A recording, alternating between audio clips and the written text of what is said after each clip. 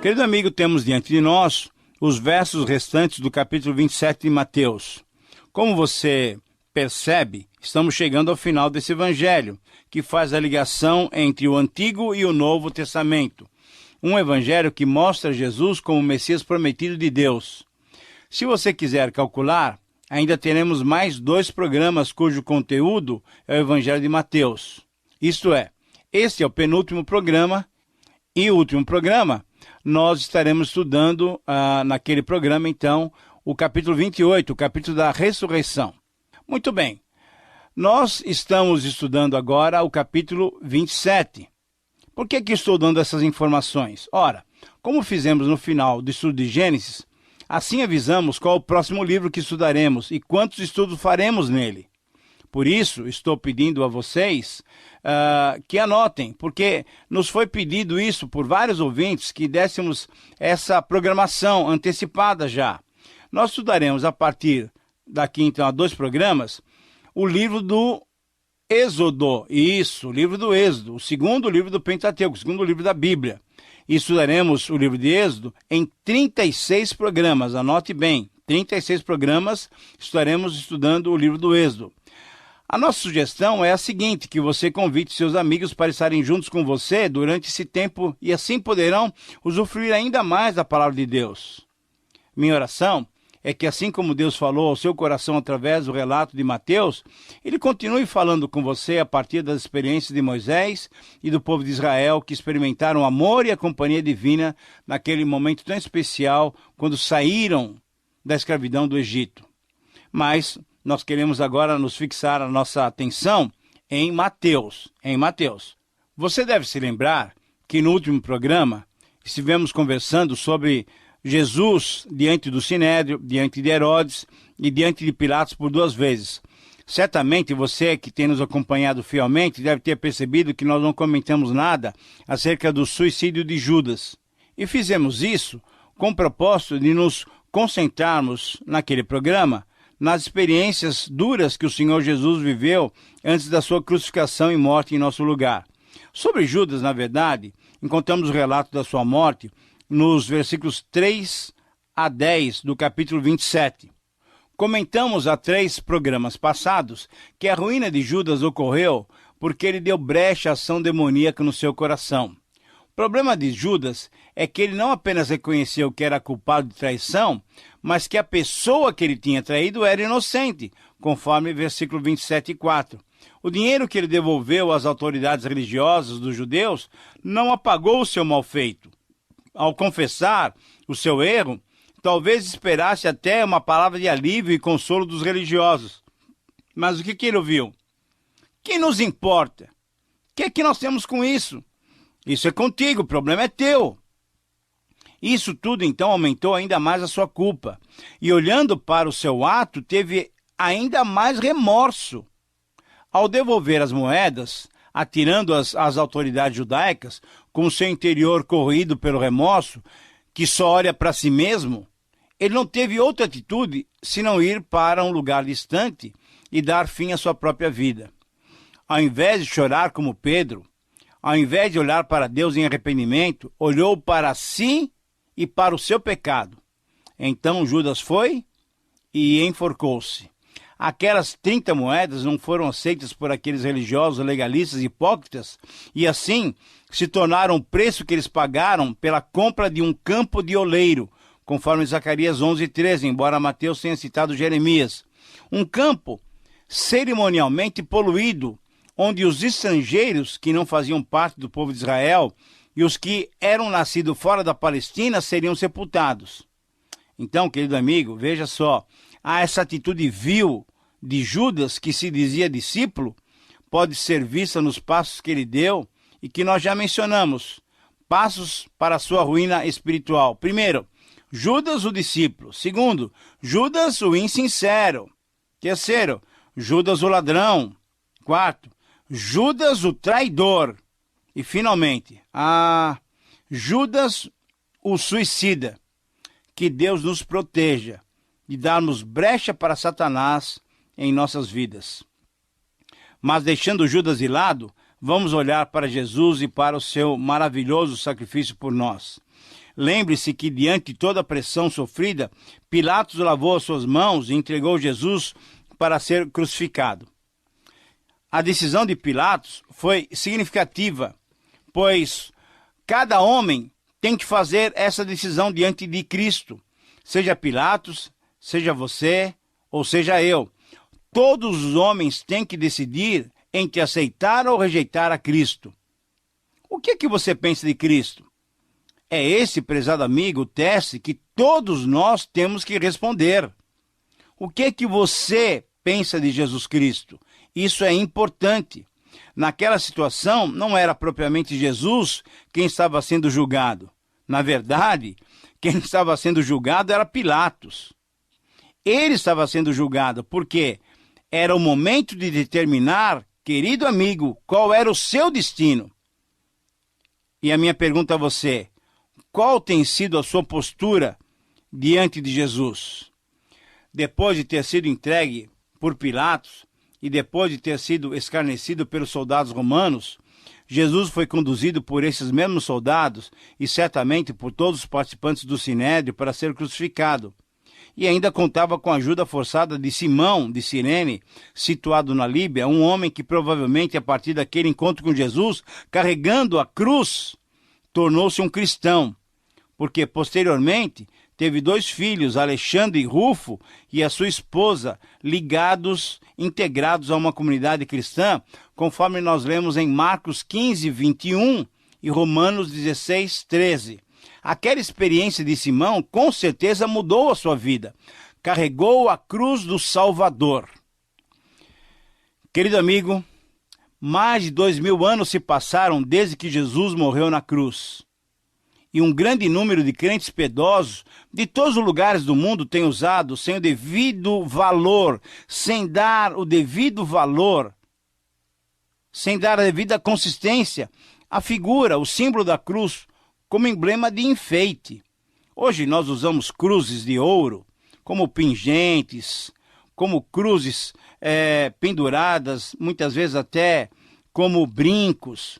Cruzes são usadas como broche. Colocamos cruzes iluminadas nos nossos santuários. Imprimimos cruzes em relevo em nossas bíblias e nossos inários. Enfim, usamos cruzes das mais variadas maneiras. E nenhum de nós fica chocado com essa figura, com esse símbolo. Mas não era assim antigamente.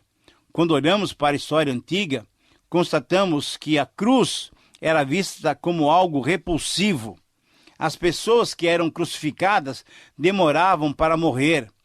Pendurados no madeiro, elas sofriam muito para poderem respirar.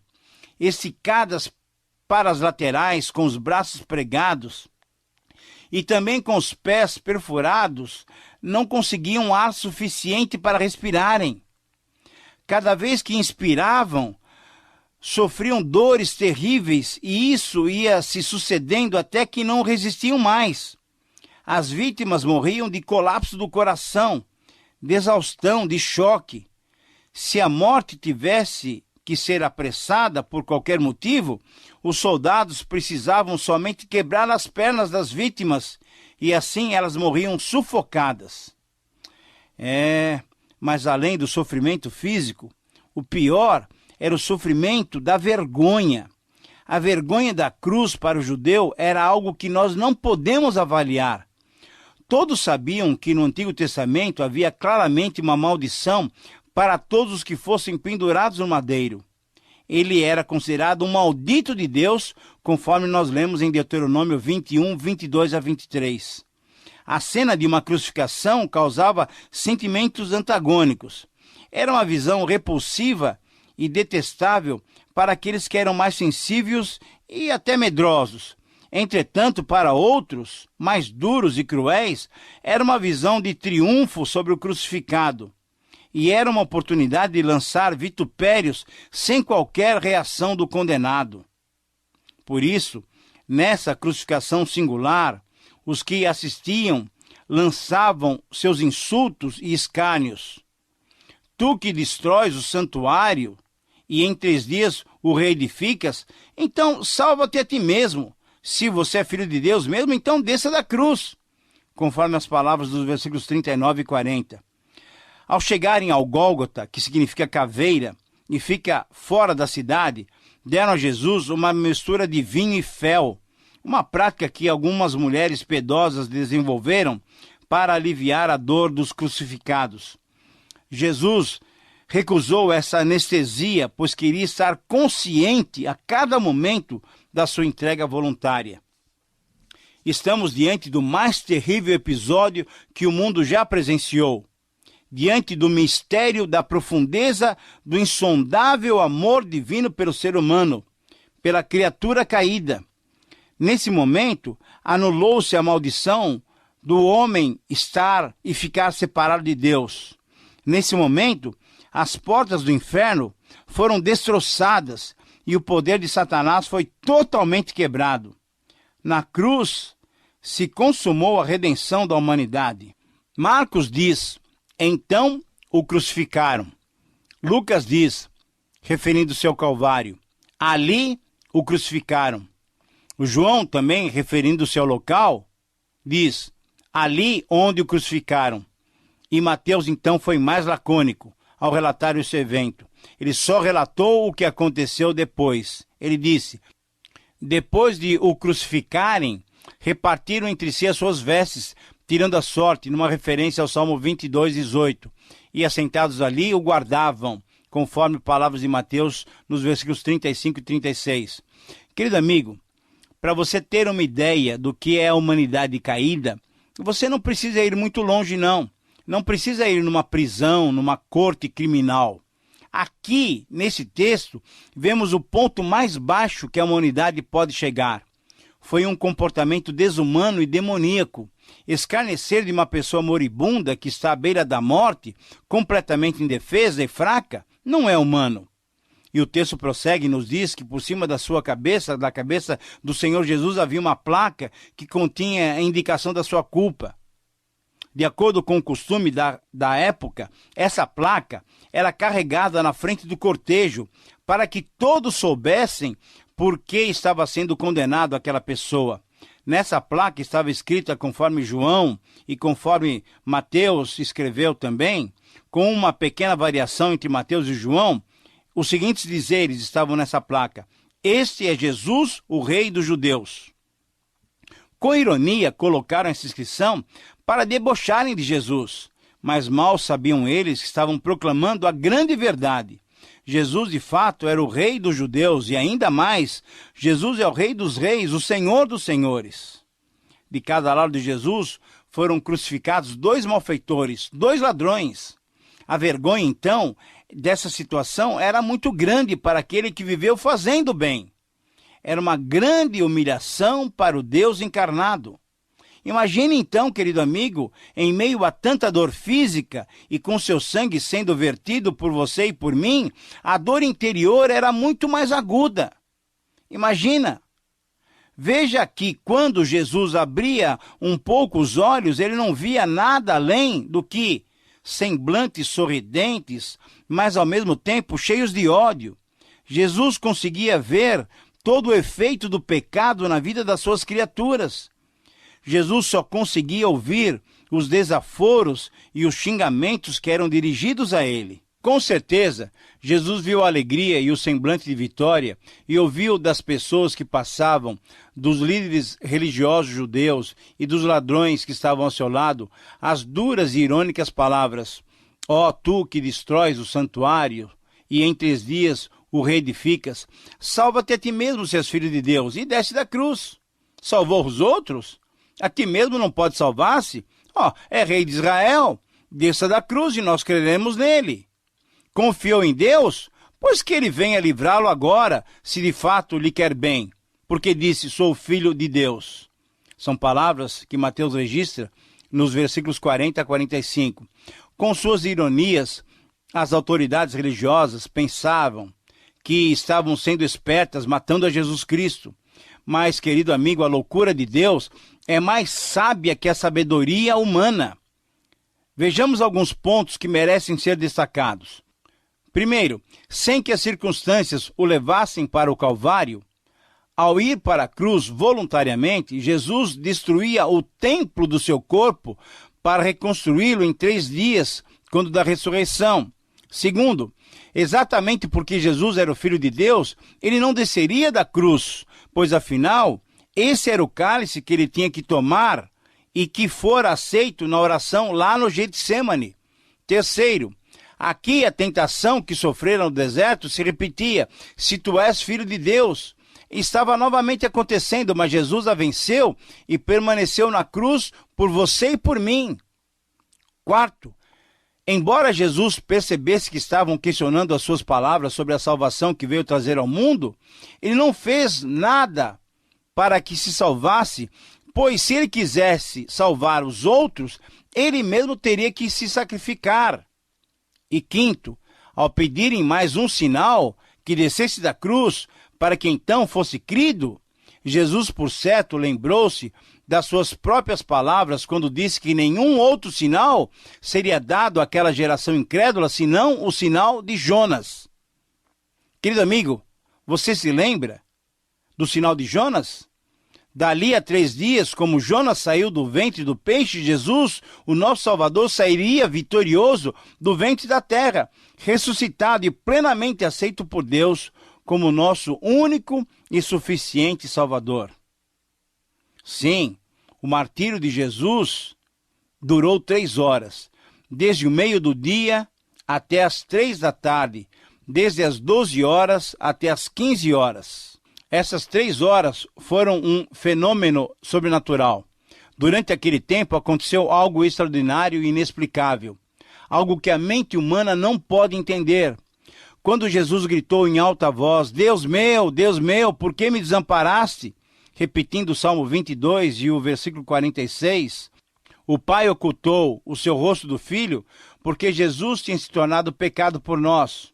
O Filho que conhecia tão bem a intimidade com o Pai, o Filho que conhecia o Pai como ninguém o conhece, conforme 11:27, estava experimentando o que tinha pedido para não experimentar. Ser abandonado pelo Pai, algo que o Filho nunca tinha conhecido antes. Agora ele estava experimentando em toda a sua intensidade, em toda a sua plenitude.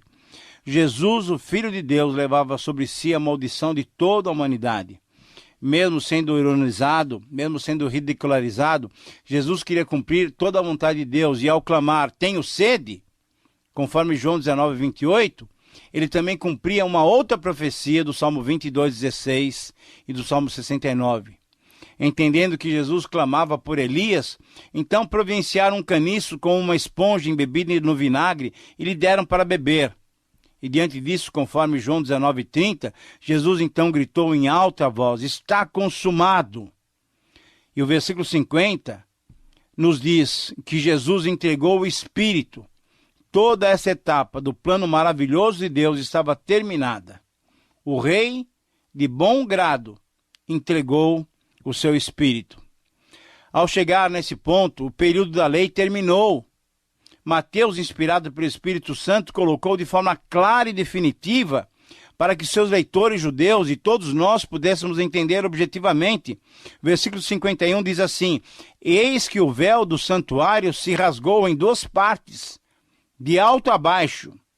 O véu rasgado de alto a baixo foi algo sobrenatural. Joséfo relata que a espessura desse véu era de pelo menos 10 centímetros.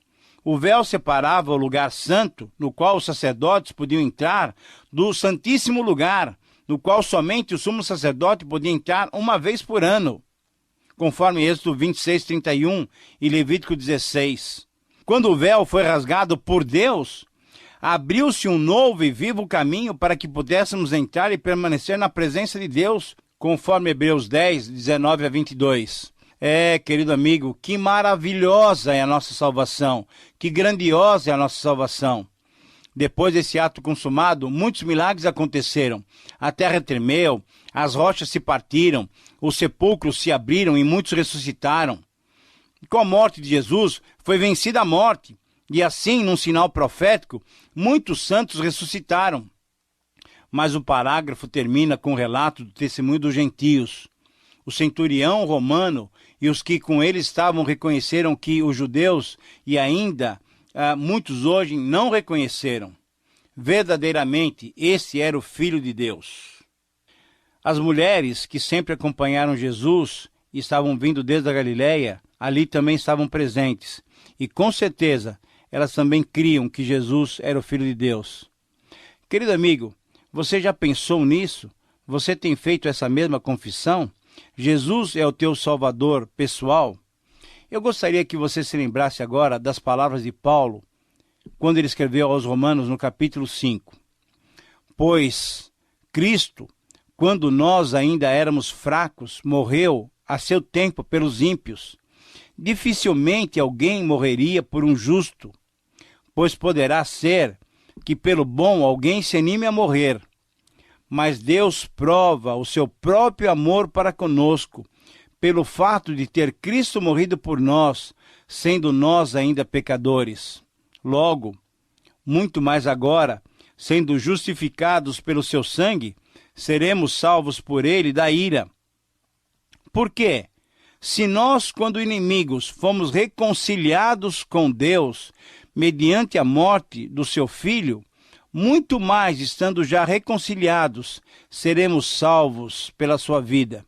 E não apenas isto, mas também nos gloriamos em Deus, por nosso Senhor Jesus Cristo, por intermédio de quem acabamos agora de receber a reconciliação. Querido amigo, na verdade, o que nós acabamos de estudar no livro de Mateus nos transporta para essa grande verdade. Nós, pela morte do Senhor Jesus Cristo, fomos reconciliados com o nosso Deus. Fomos novamente feitos amigos de Deus. Agradeça a Deus por isso, então. Louve ao Senhor, glorifique ao Senhor por essa tão grande salvação. Chegamos assim ao final do programa.